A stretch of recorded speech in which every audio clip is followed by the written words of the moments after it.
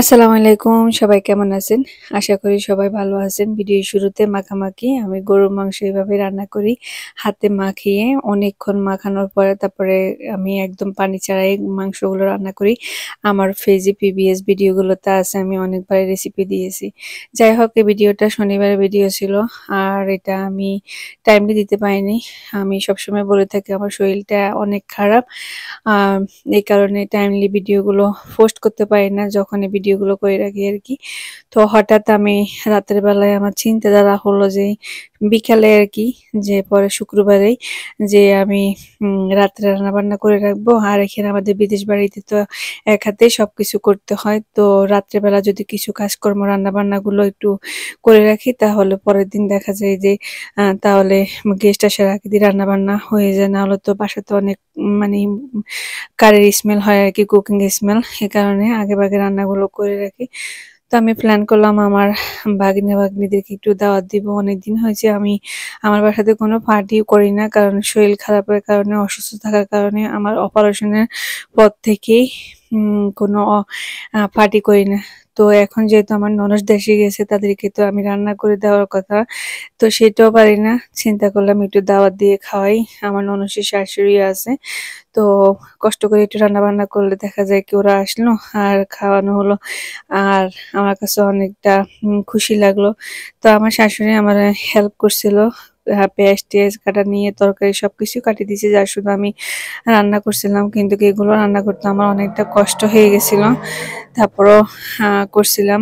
তো আমি একটু সামান্য কিছু আয়োজন করছিলাম, বেশি না। তারপরে এগুলো সবকিছু আমি রাত্রেই করে রাখছিলাম, যাতে করে এখন দিনটা অনেক ছোট, তাহলে আমার হেল্প হবে। তো আমি আজকে গরুর মাংস হাতে মাখিয়ে বসিয়ে দিলাম। আর পাশে আমি কোরমা করলাম। সবসময় তো বাসাতে রোস্ট করা হয়, তো আমি একটু স্পেশাল ভাবে আমার হাতের কোরমাটা করলাম। তারপরে হলো ইলিশ মাছ দিয়ে বেগুন দিয়ে রান্না করলাম। বাচ্চাদের জন্য গরুর মাংস আর কোরমা আর পোলাওটা করব। আর আমার আপুর ননসের শাশুড়ি আসবে, ওনার জন্য আর কি। উনি আবার ওগুলা খায় না। তো বেগুন দিয়ে ইলিশ মাছ দিয়ে রান্না করতেছি। তারপরে চিংড়ি মাছ ভাজি করব, দেন হলো যে লতি চিংড়ি রান্না করব। টুকিটাকির মধ্যে আর কি যতটুকু সম্ভব হয়েছে। এমনিতে বাসার কাজ করতে করতে হালুয়াটাই ঠিক আছে। গতকাল মানে শুক্রবারের পর্যন্ত, গতকালকে আমি যে ভিডিওটা দিয়েছি সেটা ছিল শুক্রবারের আর কি। তারপরে এই শুক্রবারের কাজটা শেষ করলাম বাসা ফাইনালি। চিন্তা করলাম ওদেরকে একটু দাওয়াত দিই, তাহলে তারা আসলো, কিছুক্ষণ সময় কাটলো বাচ্চাগুলো একা একা বাসায়। তো আমি এদিক দিয়ে চিংড়ি মাছটা ভাজি করতেছি। আর আমি সবসময় এভাবে চিংড়ি মাছ ভাজি করি। আগে যে আমরা যে তেলের মধ্যে চিংড়িগুলোকে ফ্রাই করতাম, তারপরে পেঁয়াজ মশলার মধ্যে দিতাম, আমি এভাবে করি না। এভাবে করলে চিংড়িগুলো হার্ড হয়ে যায়। এভাবে যদি করেন, আগে মশলাগুলো কষিয়ে পেঁয়াজ, তারপরে হলো যাই রসুন, হালকা একটু হলুদ গুঁড়ো, মরিচ গুঁড়ো, কাঁচামরিচ, টমেটো দিয়ে তারপরে যখন এগুলো কষানো হয়ে যাবে আমি চিংড়ি মাছগুলো দিয়ে দিচ্ছি। এই যে দেখেন কি সুন্দর করে চিংড়ি মাছগুলো আস্তে আস্তে হচ্ছে।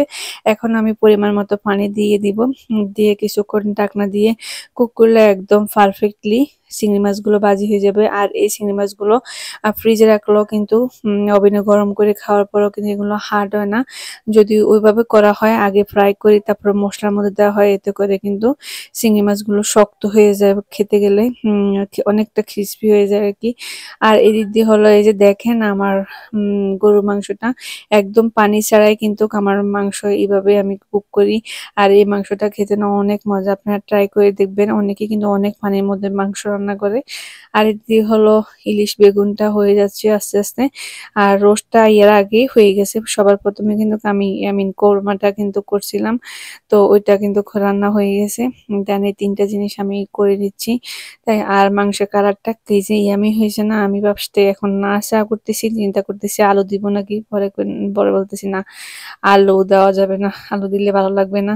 আর কিন্তু হয় না, বাবা আলু ছাড়া পছন্দ করে না, গরুর মাংসতে একটু আলু দিলে ভালো লাগে। কিন্তু আমি দিই নাই, যেহেতু এটা গেস্টদের জন্য করব। মাংসটা অলরেডি কিন্তু হয়ে গেছে, আমি যা শুধু এখন ধনিয়া পাতার বাগারটা দিব। আর এই যে ইলিশ মাছটাও রান্না হয়ে গেছে। তারপরে চিংড়ি মাছটাও রান্না হয়ে গেছে। মোটামুটি সব রান্না বান্না শেষ। আর যেহেতু এক হাতে করতেছি ভিডিওটা, আমি স্ট্যান্ডটাও ইউজ করিনি। এই কারণে ফোন একবার নড়াচড়া নড়াচড়া আপনারা অবশ্যই ক্ষমা দৃষ্টিতে দেখবেন। যাই হোক, রান্না বান্না করতেছি। আমি বেশিক্ষণ দাঁড়াতে পারি না, দাঁড়ালে কিন্তু মাথা ডিজে শুরু করে দেয়। এই কারণে আসলে আমি এখন যে বয়সটা দিচ্ছি আমার সেটা অনেকটা কষ্ট হয়ে যায়। এই যে গরুর মাংস রান্না হয়ে গেছে, এটা ছিল পরের দিন সকালবেলা। তো এটাতে আমার দেখেন কিচেনের মধ্যে সকালবেলা কি সুন্দর রোদ আসে। তো সূর্যের আলোতেই রোদের মধ্যে আমি পোলাওটা করে নিচ্ছি। পোলাওটা যেহেতু গেস্টরা দুপুরের জন্য আসবে, দুপুরের খাবার খাবে, তো আমি ওভাবেই সকালবেলায় করে নিয়েছি আর বাকিগুলো রাত্রে করলাম। সবকিছু গরম টরম করে নিলাম, গেস্ট আসার আগ দিয়ে বাসাটা একটু ক্লিন টিন করে নিলাম আর কি। আর আমার বাসার মধ্যে দেখেন সকাল থেকে একদম সন্ধ্যা পর্যন্ত এরকম মানে সূর্যের আলো। বিদেশ বাড়িতে কিন্তু কিভাবে এরকম ফ্রেশ এয়ার বা সূর্যের আলোটা দেখা যায় না, অনেকের বাসায় একদম অন্ধকার অন্ধকার থাকে। আমার বাসাতে মাসাল্লাহ অনেক সুন্দর রোদ। তো আমি এখন কিছু গ্লাস প্লেট এগুলো বের করব। এদিক দিয়ে আমার আয়ান বাবা বসে বসে ড্র করতেছে, সে ওয়েট করতেছে তার কাজিনটা আসবে। আর এদিক দিয়ে হলো যাই, আমার রুমটা আমি গোছগাছ করে নিলাম। রান্না বান্না তো শেষ হয়ে গেল। এখন একটু বাসাতে এয়ার পেশেন্টের সাথে দিচ্ছি, কারণ গেস্ট আসার আগে যেন বাসাতে কোনো কুকিং স্মেল না থাকে। তো এই যে ফাইনালি সবাই চলে আসছে।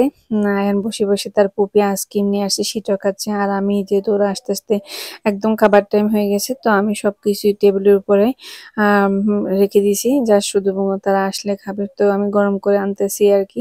তো এই যে দেখেন, আমি এদিক দিয়ে লতি চিংড়ি রান্না করছিলাম। এটা হলো আহ শুটকি ভর্তা আর কি, চিংড়ি শুটকি যেটাকে বালঞ্চা বলি আমরা। তারপরে হলো যে গরুর মাংস, চিংড়ি মাছ, আর হলো যে ইলিশ। ইলিশ লতিটা আমি ওভেনে গরম করতে দিয়েছি, সেটা আস্তে আস্তে একটু লেটই হয়ে গেছে, তো আমি পরে ভিডিওটা করে নিলাম। তো এই যে পোলাও ছিল। দেন এদিক দিয়ে হলো নাস্তার আইটেম টুকিটাকি করলাম। এদিক দিয়ে হলো যেই আম ২ রকমের পিঠা বানিয়ে রাখছিলাম, সেই ক্লিপটা আসলে আর নেওয়া হয়নি।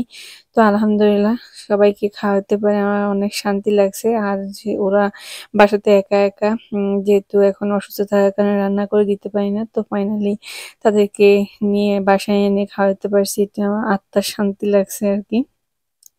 আপনাদের সাথে ছোট্ট এই ভিডিওর মাঝে শেয়ার করা। আর বাসার কাজকর্ম শেষ করলাম, বাসাটা আপনাদেরকে একটু দেখিয়ে দিলাম।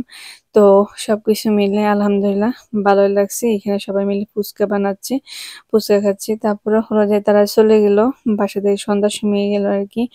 আর আয়নের বাবাই দিয়ে আসছে সবাইকে, আমার ননস, বড় ননস, তারপরে ছোট ননসের বাচ্চা কাচ্চা সবগুলারে। তো আসার সময় আমার জন্য চিকেন ডাম্পলিং নিয়ে আসছে, এটা অনেক মজা। আপনাদের সাথে প্রায় আমি ভিডিওতে শেয়ার করি। তো আমি এটা খাচ্ছি, বাসার কাজকর্ম একদম ক্লিন টিন করে বসে আরাম করে খাচ্ছি। আর আপনাদের সাথে এখন বিদায় নিব। সবাই ভালো থাকবেন। আর আমার আজকে ভিডিওটি কেমন লাগলো অবশ্যই কমেন্ট করে জানাবেন। যদি ভালো লাগে আমার পেজটি ফলো করে দিবেন, লাইক কমেন্ট শেয়ার করতে একদম বলবেন না। আমাকে সাপোর্ট করবেন, আপনাদের সাপোর্টে আমি এতটুকু পর্যন্ত আসতে পারছি, সামনে এগিয়ে যাব। সবাই ভালো থাকেন। আসসালামু আলাইকুম, আল্লাহ হাফিজ।